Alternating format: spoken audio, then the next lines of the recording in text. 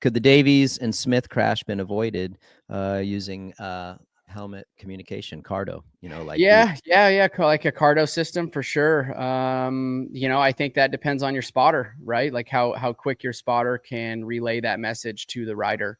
As obviously, as we just watched the replay, it happened pretty quickly. So yes, if the spotter was happened to be watching or was paying very close attention and was able to communicate that Cole slowed down that much, yes, I think that could have helped. And that's what your spotter's responsibility should be, is making sure he's watching your rider and the people in front of you and behind you as well. Hoping that someday we are able to get this implemented into professional racing. That's the beauty of it. And the safety aspect of it is having that spotter and knowing like, hey, okay, if I'm Cole's, I'm role playing here. If I'm Cole's spotter, I'm like, hey, stay to the right. Jordan's on a fast one, because as your rider that you're spotting for, you're watching him, but you're also looking at stuff out of your peripheral, and you're going to know that the 19 is on a fast lap as well. So it's like, hey, Cole, you messed up. Stay to the right. 19's on a fast lap. Boom. Cole stays to the right, and Jordan doesn't make contact with him. I think from both sides, right? It's from both sides, Cole's spotter and Jordan's spotter. Yeah. So you could have both, right? Cole's spotter could be, hey, you got Jordan coming with a fast one, get over, or vice versa. You have Jordan's spotter calling out that Cole just botched the rhythm section, slowed down, pay attention. So yes, I think that potentially could very well help for sure in the future. Now I think you got to figure out, like, it's going to take time, right? That's the biggest thing. It's going to take time on riders learning to have that, having that spotter in their ear.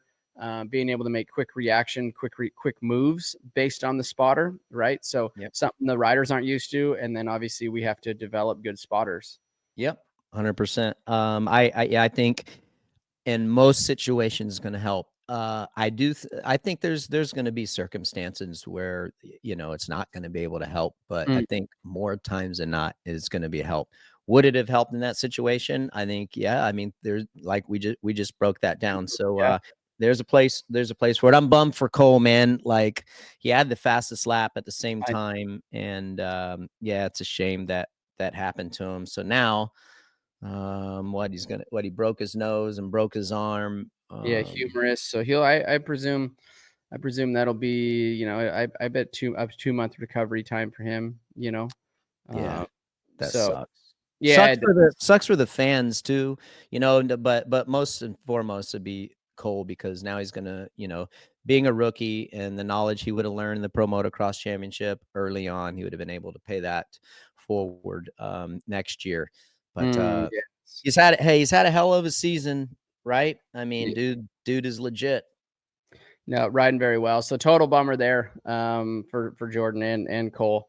I was really looking forward to see what Cole had for outdoors. We don't have a ton of video or really any data on Cole for outdoors for Pro Motocross. So like you said, that's going to be a little bit of a, I think, I don't want to use the word issue, but it's a bummer he didn't get out to do won't be able to start Pro Motocross this year to see what that's all about, so that next year when he comes out, he's swinging for a Supercross championship and also outdoors. Yeah. Overall, he got out of it pretty well with as early as that, right? Like, thank goodness. So we're thinking about you, Cole. Real quick though, like, just to share some flowers. Deegan's helped out facilitate a private jet ride for Cole and his family to get to Vail, so Cole could have his surgery there. Nice. At the STEMI clinic. So, I mean, I know, like, listen, whatever happened went down in Denver, but behind the scenes, where maybe in away from racing, where the things that people don't see, Deegan's had someone who had a private jet in the Salt Lake area, and they donated that to get Cole there. So, well on you. Good on you, Deegans, for doing that behind the scenes. Shout out to them, right, brother? Yep, that's huge. It's especially being, nose, humerus. Humerus is a tough bone to break. That's the big one in your bicep. So definitely you're going to have to get that one fixed, but to fly private up there and not have to deal with commercial and security is massive when you're all banged up like that. Hi folks, Lee Diffie from NBC Sports here. If you truly enjoyed what you just watched, you can get more news, interviews, and highlights by subscribing to the Motorsports on NBC YouTube page. You can get it all, so go for it.